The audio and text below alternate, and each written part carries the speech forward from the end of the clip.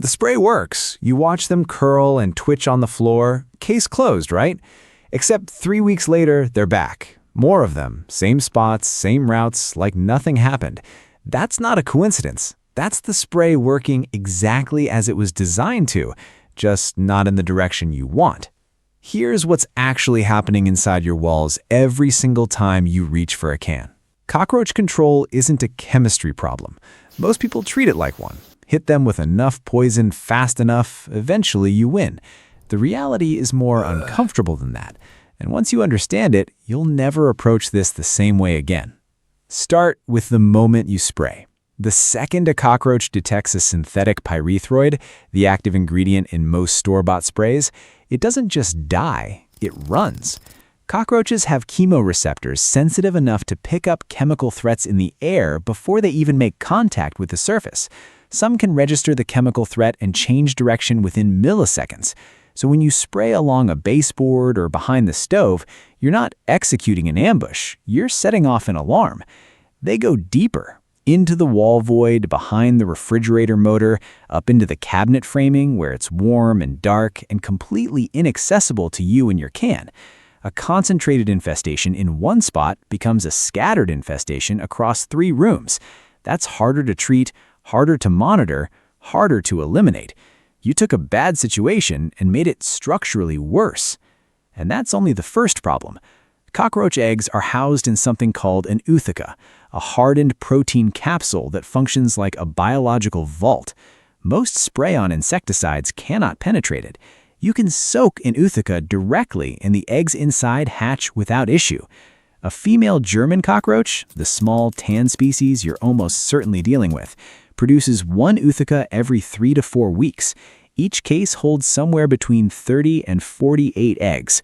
She carries it internally until just before hatching, which makes it even harder to intercept. The spray never touches them.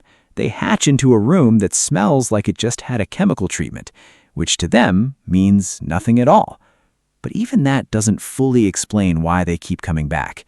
The real reason is stranger and honestly a little hard to shake. Cockroaches leave chemical trails everywhere they move. Aggregation pheromones, signals deposited in feces, in body oils, absorbed into surfaces, that essentially broadcast a message to every other cockroach in range: this is a good place, come here. These signals persist. You spray, you wipe, you think the area is clean. The chemical invitation is still there, embedded in grout lines, soaked into particle board, absorbed into the foam insulation around a pipe. After the visible cockroaches are gone, the beacon is still on. New cockroaches, from a neighboring unit, from a paper bag you brought in, from the outside population in the warm months, follow that signal like a landmark. You didn't just fail to solve the problem, you preserved the enrollment form. And actually, this is exactly the kind of thing the indoor creature calendar was built for. Knowing which household species are active and surging in which months means you're not reacting blindly when something shows up. It maps what's active, when, where in the home, and why the timing happens. Link in the description. Worth having before the next wave hits, not after. Now, here's where it gets genuinely uncomfortable. In 2019, researchers at Purdue University published a study that landed quietly in the pest control industry and has unsettled professionals ever since. They tested German cockroach populations against multiple classes of insecticides, rotating chemicals across generations exactly the way the label recommends. Within a single generation, those populations developed cross-resistance. Resistance to one insecticide class transferred to partial resistance to entirely unrelated classes the roaches had never encountered. New chemicals, same result. 1 generation. German cockroaches cycle a new generation roughly every 3 months. Do that math and sit with it for a second. What's happening is natural selection, but running at a pace that makes it almost personal. You spray, most die, a few survive. Not because they got lucky, but because they have a slight genetic variation that lets them metabolize the toxin faster or absorb less of it through their cuticle. Those reproduce. Their offspring inherit that variation at higher frequency. You repeat this for 2 or 3 seasons, and you've bred a local population your spray no longer meaningfully affects. You have been running a selective breeding program for insecticide-resistant cockroaches, and you have been paying for it yourself with money every time you bought a can. So what actually works? Gel bait, correctly placed, is the most consistently effective tool available for German cockroach control, and it operates on a completely different principle than spray. The cockroach eats it, returns to the harborage, dies there. Other cockroaches consume the body and the feces. Cockroaches practice both necrophagy and coprophagy, which is exactly as grim as it sounds, and that's not an aside, that's the mechanism. And the active compound spreads horizontally through the population. You're not chasing them with poison, you're using their own behavior as a delivery system. The catch is that bait only works with no competing food source in the right locations in the right amount. A pea-sized placement in the wrong spot does essentially nothing. Most people use too much in too few locations, the bait dries out before it's consumed, and they conclude bait doesn't work.